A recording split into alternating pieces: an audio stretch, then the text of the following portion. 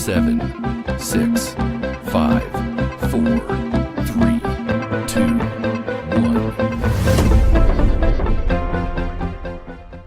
Howdy, CROC Nation. Dr. Tommy Anelli here with you with another amazing CROC podcast. Angel Santana, have faith, let it begin. Angel, you gave me a week off. Thank you, my friend. I needed it. And you know what? For the looks of you, you look rested, and you have a beautiful, awesome haircut, my friend.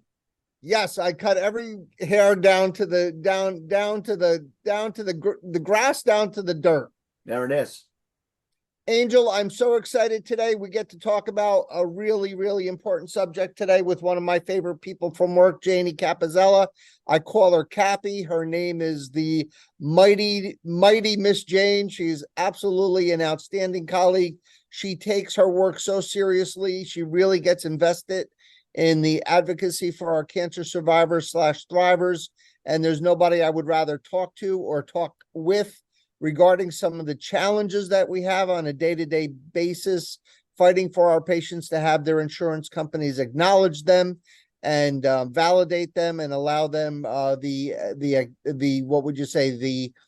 approval so they can move forward with their treatments. It's hard enough with the diagnosis. It's hard enough with getting yourself prepared to deal with that information. It's hard enough to get yourself psyched up to have those toxic treatments, and then to make your life even more miserable, your insurance company drags their feet in their approvals, or they don't approve you at all. Janie, welcome to the podcast once again. As you've told me, you've been on the podcast before. Thank you very much for having me. Janie, I said I'm sorry you don't remember me from the last time. Well, I have to say, Jane, we're over 100 episodes now. So I know, I saw that. Congratulations. So I told you this offline. I'm going to now embarrass you in front of millions and millions of people by saying that I don't think there's a colleague that I prefer to work with than you. One of the things I look for in a coworker and a colleague is someone who has passion, someone who is excellent at what they do, someone who never stops wanting to learn, who strives to be the best they can be, and is valuable beyond any sort of verbal description. Jane, you fit that 100%. And I just want to let you know that absolutely, God bless you. Looking so forward to speaking to you. Thank you. Very kind. Thank you. So let's start, Janie. Last week, I think you heard my podcast about what happens during the process of getting the prior authorizations. The patients have to come in and they see us and we put together a treatment plan, and then everything gets submitted and then they go into that waiting game. From your perspective, you sit with me every morning, we go through our huddle, we sit down, we go through the patients that now require, compare and contrast the way we're looking at cases now as opposed to just say 25 years ago when you first started in the field. 25 years ago, there was no prior auth. We didn't require it on anyone. Then probably about 15 years ago, it started with maybe the CT, for the setup. And then every year it's been more and more. But I'd say the last 5 years and the last two or three have been major. So they've gotten progressively harder, tighter. They don't budge, meaning, and when I say they, I mean insurance carriers. They've lost the touch of forgetting that this is a person that is very sick and needs to be treated. Nobody says, oh, I want to go get radiation treatments. It's not like, oh, I want to have a nose job or something. So there has to be stricter guidelines for them. And I think that's coming into play, but it's taking a while. I know Congress has really stepped up with that. And so many, 30 states so far have the momentum of it. Of course, we're not in the list yet, but Congress has brought this to the Senate because they know this has to stop the madness that they're doing right now. Absolutely. And the pain Yeah. that the patients go through, the pain that we go through as providers to try to get the insurance companies to speed up the process.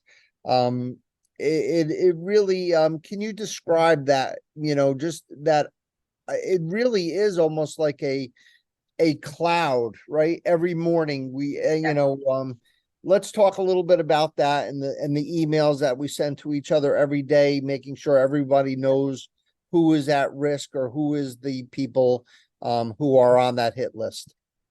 Yes. So we're definitely doing all we can from our side, like being more proactive and getting the codes to the patient access to start the authorization process immediately. Of course, even with ones that are considered emergent, the feedback we're getting now is that the insurance carriers have so many claims put in because they're requiring it on everything, not just radiation. So they're overloaded, understaffed. So now they're like, no, you have to wait. And they won't even allow you to speak to a clinical person or a manager or a case manager to try and get things put through. Like we just had a keloid case. Keloids have the surgery within 24 hours. They have to have the radiation therapy treatments. And, you saw what happened. It took 3 days for the auth to come in. It doesn't mean anything anymore. It's like the Wild West, Jane. Janie, and Jane not only does works with our authorization office, what would you say, access center or whatever, Yes. regard to that. She also has so many other hats she wears advocating for our patients, Angel. So really, Janie, your expertise lies in coding, I think. Yes. Yes, And it does. So let's talk a little bit about those codes that go to then the authorization people. So you, the doctor, along with physics, but really the doctor is making the clinical treatment management, deciding what would be the best treatment for the best outcome for this patient. You let me know then, I put the codes in place. So there are different types and modalities. There's, from what we call conformal treatment to specialties of IMRT, SBRT, and SRS. Right now, what insurance companies are doing is they want less treatments. So they want us to hypofractionate everyone coming through the door, because that means obviously it's going to be less money that we're going to be billing that insurance carrier. Most of the times it's fine, but they're telling us what to do, which is, it's crazy in my eyes. And that's where I hope Congress finally gets through with this, that why are insurance companies having the final say of what type of treatment a patient should have when they don't know anything about radiation? You're an insurance carrier. You're not, they have clinical people there, but they're not radiation oncologists. It's So it's very absolutely, frustrating. yeah, it really is. And Jane, that's such a well said and beautiful point. When you're looking at this process and we're looking to get changes or trying to get some sort of what would you say, legislation to kind of take away some of the power of the insurance companies because they've really put healthcare to a standstill. Is there any advice you can give, to a survivor as they're going through this process and they're wondering every second, every day when their treatments are going to start? Is there anything that they can do? They could write letters to their county legislators or I would start with Congress. AMA is another one. There's actual, we have the website. I was researching some stuff before this, and I found it very interesting because I found out stuff I didn't know. AMA is really involved in this. They have had enough.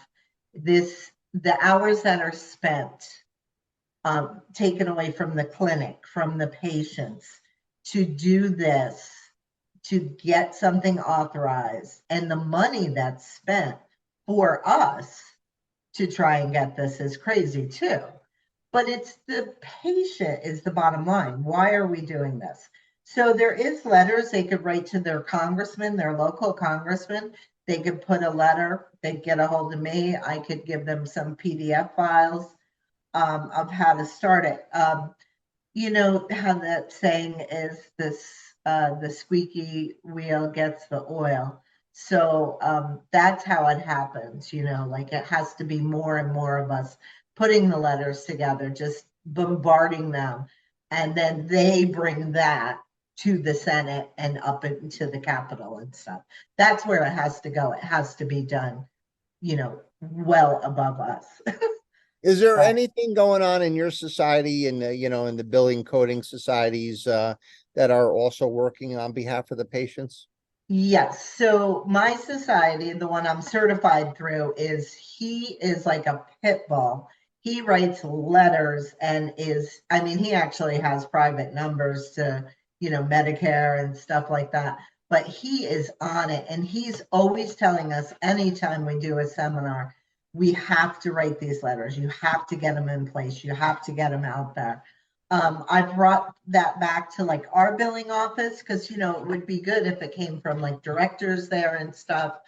I don't know what they do with that because, you know, I can only give you the food. I can't force you to eat it. Beautifully said, and that's a good place to stop. Angel, I want you to throw in your 2 cents as always. I just think, and first and foremost, welcome, Jane. Yes, definitely to have you on. It's good to see the face with the name as we all work together. So I think, you know, the first question I have, and I think we kind of touched base a little bit, but I just wonder where they felt, and I'll say it, you know, where was the ball dropped, you know, in the case of when did this all just spiral in the different direction of making the patient more of a number rather than understanding, you know, their needs. That's my first question. And the follow-up to that would be, do you feel that there's an opportunity or a chance that somewhere down the line this can be in favor of the patient? Where this started, I think, and I mean, I can't say for sure, but I'm looking at it the way I would think right now, and things I've read, is that insurance carriers from the top have told the bottom people, this is what you say, because it lines their pockets. So all they care about, and it's sad to say, is about themselves. So when you take something and you turn it and make it about yourself, that's so evil, first of all, that you're doing it on the backs of people who are really sick, and you know, time is of the essence for them sometimes.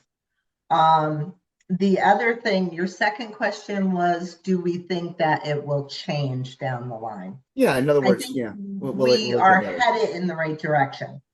But so the whole thing with the Congress thing too, of course, when they bring it there to start these bills, to do something like this, to go up against, now you're not going up just against one insurance carrier, you're going up against many.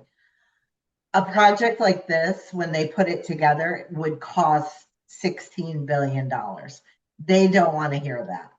So what Congress is doing now is urging CMS, meaning Medicare and Medicaid, to step up, because they're almost like the parents of the insurance company. Basically, what CMS sets in place, everyone's going to sort of follow, because if CMS could do it, the other insurance carriers know they can. Kind of like a domino effect. So if they could get, the CMS to start to make this authorization, prior authorization, a little more tighter, meaning turnaround time. It should be 24 to 48 hours. It shouldn't be, we're waiting weeks on certain patients. I mean, this is weeks. So what's happening is patients are ending up in the hospital or they're becoming sicker. You know, the outcome's going to be worse. It's not going to benefit them. So I'm thinking it's going in the right direction, but just like anything else, it spiraled so far out that it's going to take so long to reel it back in. And that's a shame too, because in the field of my part of the field, I'm noticing an influx of patients that are trying to be seen, whether it's something as easy as an MRI, meaning as easy as it is to Right. get it scheduled, to get to put in a request for an MRI. But then they're so backed up that they have to get it, they have to get the appointment. They have to get that appointment within that 45 days or within that 30 days of their blood work. And then on top of that, they're waiting for the authorization. I was one of Right. those people. I had the blood work lined up. The authorization took forever. Before you knew it, my authorization went through, but my blood work expired. You have to repeat the process all over again. And then Right. trying to get an appointment within that time frame was impossible because they didn't have anything for another 3 months. Yeah. You know, there's one other thing they're trying to put in place, which would help also in the long run.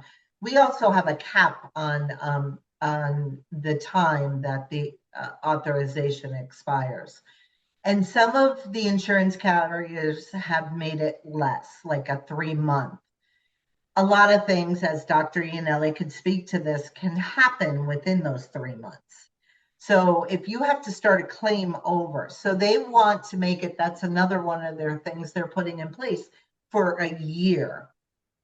I mean, that would be great because their counts could go down. They can't be treated. There's a million things. They were hospitalized.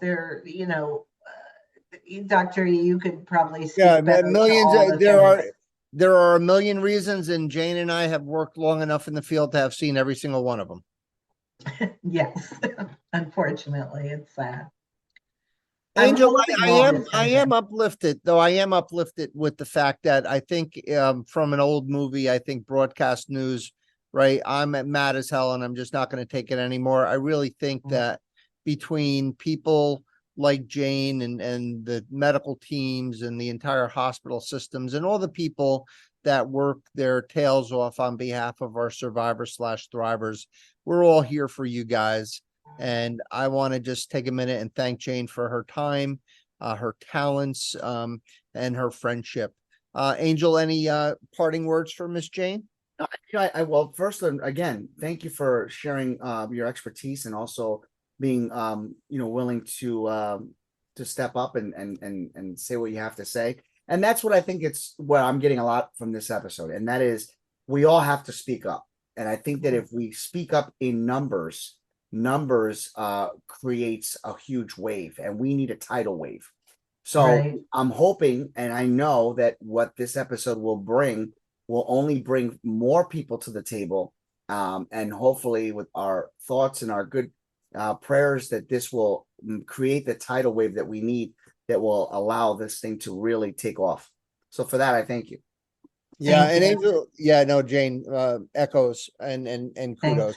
Thanks. We usually end the podcast, Jane, in a number of different ways, but generally with the theme of thanking Angel and thanking our board of directors and thanking our sponsors and donors and things like that. But we're going to go in a little different direction today. Today we are here to really tell our survivors/thrivers that there are people in your corner. People like Jane Capozella, who represents one of many, many, many people. You may not even know them. You may never meet them in your journey of your treatments. You may never even know their names, but let me tell you, they're there. And you know what? Even though you don't know them, they know you. They breathe, they live, they sweat, they cry. They are so concerned about you guys. They're so concerned about your well-being, and they want to give you every chance you have to overcome your cancer, because cancer is not easy. You guys have been absolutely, your lives have been basically blown apart by this diagnosis and by the treatments. And the last thing you need is to worry about things like insurance companies and pre-authorizations or anything as silly and mundane as that. Jane, on behalf of all of us here at the CROC podcast, representing you and all of our colleagues that are working on behalf of our patients, we salute you. We thank you. We tip our caps and we absolutely adore you. And to our survivors, we end this podcast as we end every single one of them, wishing you a long, healthy, happy, and cancer-free life. God bless you. God be with you. Peace.